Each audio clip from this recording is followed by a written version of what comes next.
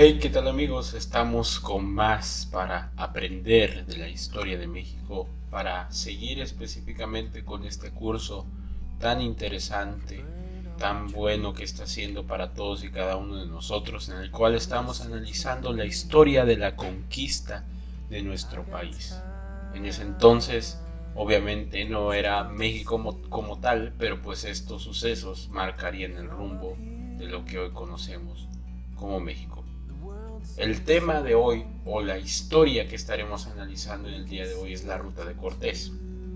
El cómo esta persona, que hoy en día para los mexicanos es conocida por ser el conquistador de nuestras tierras, empezó desde una situación bastante complicada y tensa. Antes de comenzar, voy a hacer mención de una de sus frases muy conocidas, la cual refleja totalmente lo que él hizo. En ningún momento su frase hace que sus hechos demuestren lo contrario. No, él respalda lo que dice sin duda. Y su frase, la cual haré mención, dice así: en circunstancias especiales, el hecho debe ser más rápido que el pensamiento. Bueno, sabiendo esto, pongámonos en contexto según lo que vimos en la anterior clase. Las expediciones que hizo Juan de Grijalva, obviamente mandado por Diego de Velázquez, el cual era gobernador de Cuba en ese entonces, tuvieron mucho éxito, conociendo muchos de los secretos que las civilizaciones tanto maya, tanto aztecas tenían, lo cuales era mucha riqueza, además de conocimientos y cosmovisiones bastante interesantes. Pero el problema comenzó cuando Diego Velázquez, o Diego de Velázquez, como gusten ustedes llamarlo, la verdad es lo mismo, tenía la gran intención de conquistar. En un inicio no fue como tal eso, sino que lo que quería era construir asentamientos cerca de ahí y finalmente hacerse con el territorio.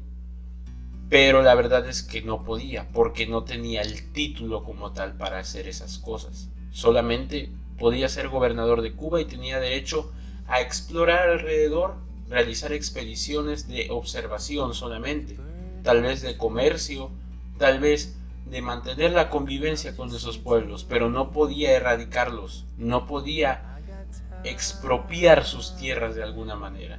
Eso era imposible para él porque la corona española no se lo permitía. Pero aún así se aventuró a hacer otra expedición más, en la cual mandó a Hernán Cortés, el cual se iba a embarcar nuevamente a Mesoamérica a explorar. Ese era la intención principal. Como les digo, no podía haber otra realmente. Y el 23 de octubre de 1518 se firmaron todas las capitulaciones de esta expedición.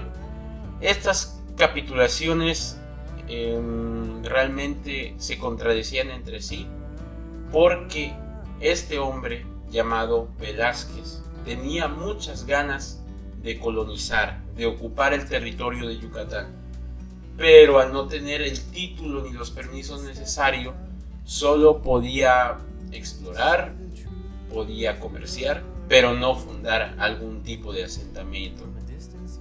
Por lo mismo, las relaciones entre Hernán Cortés y Diego de Velázquez comenzaron a tensarse, comenzaron a tener pique ahí.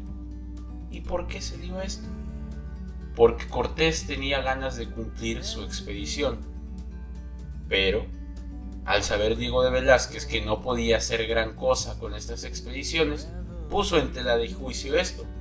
Pero el 18 de noviembre, Cortés sale apresuradamente de Santiago de Cuba, huyendo de su propio superior. Se llevó consigo a Melchorejo, era un indio capturado, el cual servía de traductor para un pueblo y otro. Y así fue como Cortés se aventuró en su principal expedición.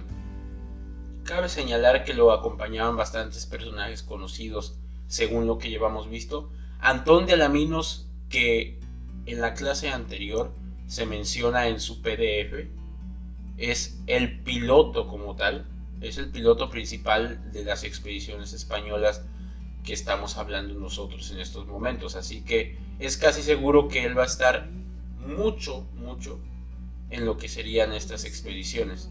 Tal vez no se mencione tanto, pero pues él es el que está dirigiendo los navíos. Aparte de él, obviamente estaba Pedro de Alvarado, Cristóbal de Olid, Alonso Hernández, Portocarreño, Alonso de Dávila y muchos más. Los más resaltantes son Cristóbal de Olid y por supuesto el ya mencionado incluso más antes, Pedro de Alvarado. Así fue como Cortés, con 520 hombres, caballos y estos reconocidos generales y comandantes, se aventuró al Nuevo Mundo una vez más. Ellos llegaron a la ciudad cubana de Trinidad y estuvieron ahí durante 3 meses para preparar sus naves, para ponerlas a punto, para que a la hora de viajar al Nuevo Mundo no existiera ninguna clase de inconveniente. Pero, aquí viene uno de los peros para Cortés. Diego de Velázquez mandó que se apresara a Hernán, y estando él todavía en una isla de Cuba, obviamente pues había que acatar las órdenes del gobernador. Pero al ser Cortés una persona de mucho carisma, de tener muchísima popularidad entre todos los españoles, estos desobedecieron a la orden de Diego de Velázquez y dejando que Cortés estuviese libre sin ningún tipo de problema ahí en la ciudad cubana de Trinidad. Llegamos a la parte final tanto de este video como de esta historia que estamos contando. La expedición triunfa, por decirlo así, cuando llegan a Yucatán a través nuevamente de la isla de Cozumel, donde pues obviamente ya se había hecho una expedición hace algunos añitos atrás.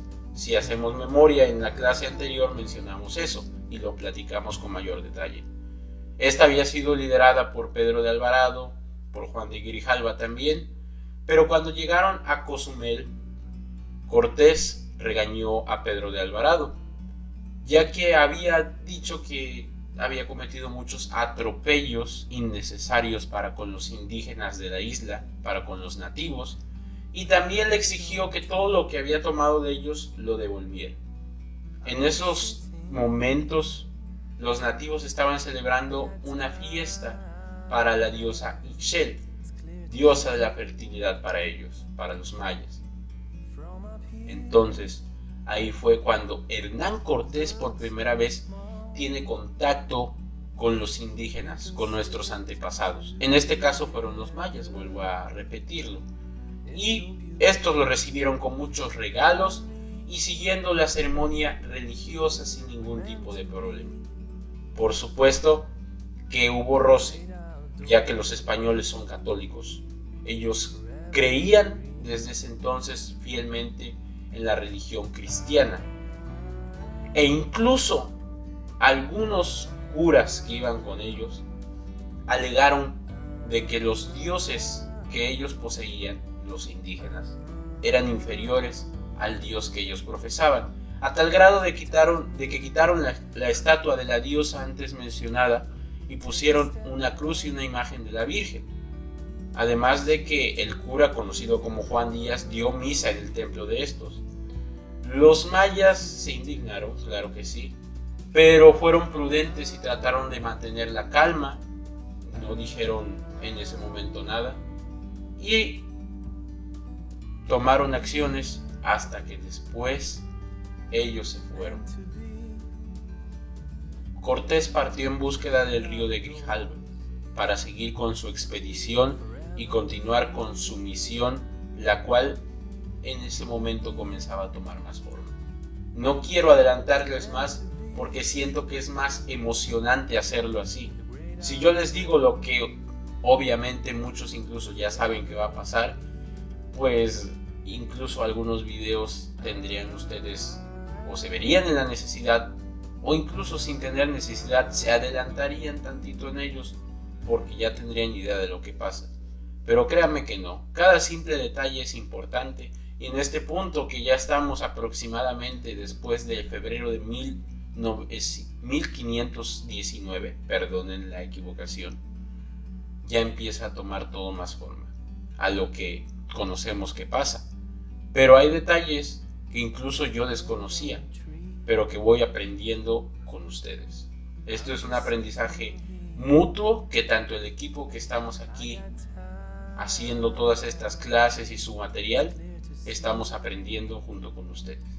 Les agradezco por ver y sin más que decirles, espero verlos en la siguiente clase, la cual también estará subida en unos momentos. Hasta luego y espero que todo se haya entendido. Adiós.